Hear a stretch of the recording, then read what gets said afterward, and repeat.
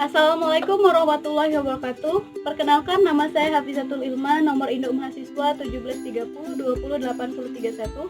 Saya mahasiswa Pendidikan Kimia 2017. Di sini saya akan mempresentasikan tentang bagaimana cara menerapkan model pembelajaran reciprocal teaching melalui RPP tentang larutan asam dan basa.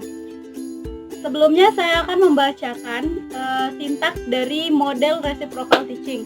Yang pertama, mengelompokkan siswa dan diskusi kelompok. Yang kedua, membuat pertanyaan. Yang ketiga, menyajikan hasil kerja kelompok. Yang keempat, mengklarifikasi permasalahan. Yang kelima, memberikan soal pengembangan. Yang keenam, menyimpulkan materi yang dipelajari. Waalaikumsalam warahmatullahi wabarakatuh. Selamat pagi anak-anak. Pagi, Bu. Baiklah, untuk sebelum mulai pelajaran kita pada pagi hari ini, ada baiknya kita berdoa menurut kepercayaan masing-masing. Berdoa dimulai. Berdoa selesai. Ibu absen dulu ya. Sri Astuti, Hadir. Junia Hayatun. Hadiroh. Nah, baiklah. Hari ini kita akan belajar tentang larutan asam basa. Nah, sebelum belajar, Ibu akan membacakan terlebih dahulu tujuan pembelajaran kita pada pagi hari ini. Yang pertama, setelah diberikan persepsi, siswa mampu menjelaskan sifat larutan asam dan basa dengan tepat. Yang kedua, setelah dilakukan percobaan menggunakan indikator alami, siswa mampu mengidentifikasi larutan asam dan basa dengan benar. Yang ketiga, setelah terlibat dalam proses belajar mengajar, siswa mampu menyebutkan contoh larutan asam dan basa dalam kehidupan sehari-hari dengan tepat. Anak-anak, kita akan belajar menggunakan model reciprocal teaching. Nah, ada yang tahu apa itu reciprocal teaching? Tidak tahu, Bu. Baiklah, model reciprocal teaching atau model pembelajaran terbalik yaitu model pembelajaran terbalik di mana nanti kalian akan belajar terlebih dahulu materinya, kemudian kalian diskusikan ke depan dan kalian beritahukan kepada teman-teman kalian informasi apa yang kalian dapat dari materi kalian. Nah, baiklah, Ibu bagi kelompok dulu ya. Ibu bagi menjadi 2 kelompok. Yang pertama kelompok 1 Junia Hayatun dan kelompok 2 Sri Astuti. Dan ini LKS-nya. Ini silakan satu-satu ya. Baik, silakan kalian pelajari dari LKS tersebut. Kalau sudah, kalian presentasikan ke depan. Sudah selesai anak-anak? Sudah, Bu. Nah, selanjutnya silakan kalian buat pertanyaan dan jawaban dari materi yang telah kalian diskusikan. Baik, silakan kepada kelompok 1 untuk menjelaskan ke depan hasil diskusi kalian. Di sini saya dari kelompok 1 akan menjelaskan materi yang berjudul larutan asam dan larutan basa. Yang pertama, larutan asam. Dalam kimia, asam adalah senyawa kimia yang bila dilarutkan dalam air akan menghasilkan larutan dengan pH lebih kecil dari 7. Asam juga dapat diartikan zat yang dapat memberi proton atau ion plus kepada zat lain yang disebut basa atau dapat menerima pasaran elektron bebas dari suatu basa.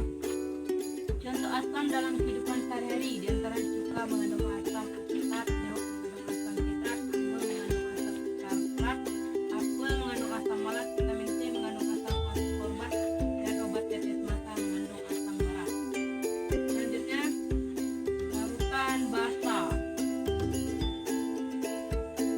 Basa adalah senyawa kimia yang menyerap ion hidronium jika dilarutkan dalam air. Basa memiliki pH lebih besar dari 7. Jika dilarutkan dalam air akan terurai menjadi ion hidroksil atau kloramin dan ion positif logam, tapi tidak selalu. Oleh karena itu, suatu basa dapat menghasilkan larut listrik.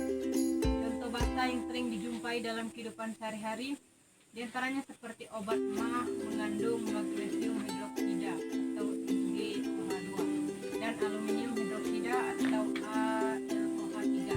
Sabun mandi mengandung natrium hidroksida AOH. Sabun mandi bayi mengandung kalium hidroksida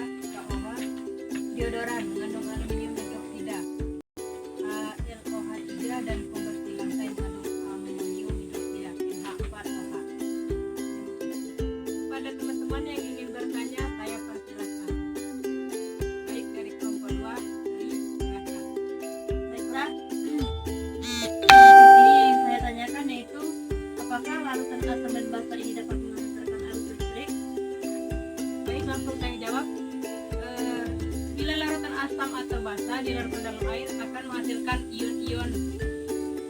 Ion adalah zat atau partikel yang bermuatan karena yang dapat menghantarkan listrik dinamakan larutan elektrolit. Sehingga larutan asam ataupun basa dapat menghasilkan listrik. Apakah sudah mengerti? Terima kasih sudah mengerti. Ada lagi yang ingin bertanya? Satu lagi.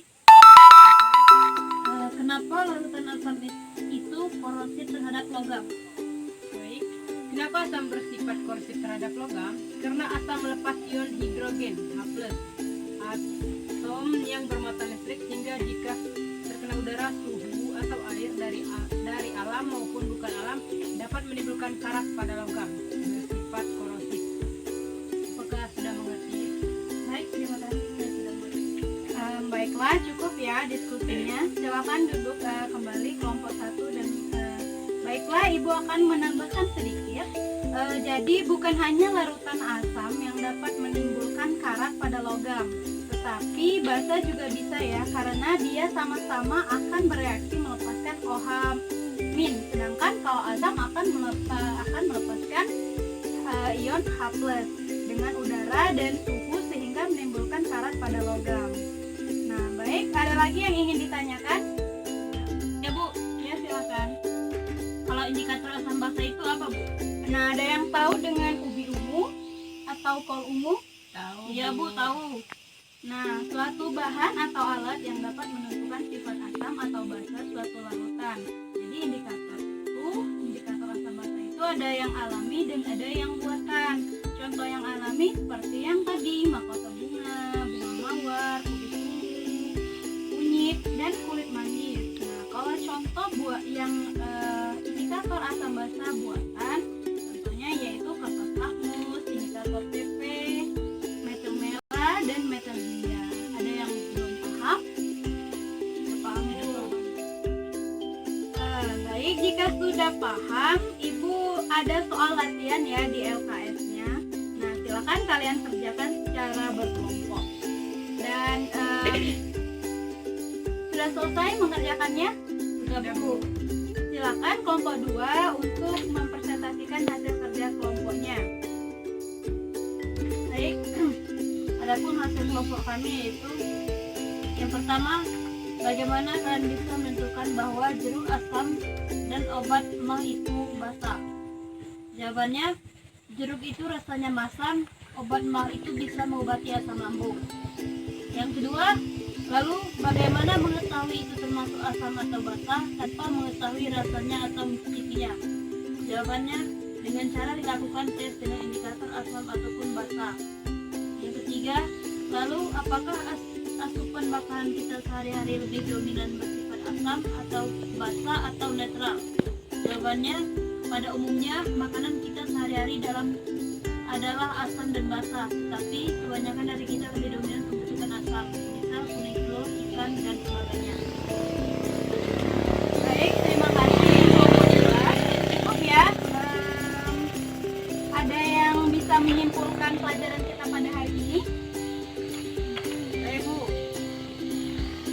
Jadi kesimpulan pelajaran kita pada hari ini yaitu asam adalah senyawa kimia yang bila dilarutkan ke dalam air akan menghasilkan ion H+ dengan pH di atas 7, dan basa adalah larutan yang bila dilarutkan di dalam air akan melepas ion OH- dengan pH di bawah. Tepuk tangan untuk kelompok 1. Bagus sekali ya. Sekian ya pertemuan kita pada hari ini. Jangan lupa untuk membaca materi selanjutnya untuk minggu depan. Ibu tutup pembelajaran kita pada hari ini. Wassalamualaikum warahmatullahi wabarakatuh. Waalaikumsalam warahmatullahi wabarakatuh. Sekian dari kami. Wassalamualaikum warahmatullahi wabarakatuh.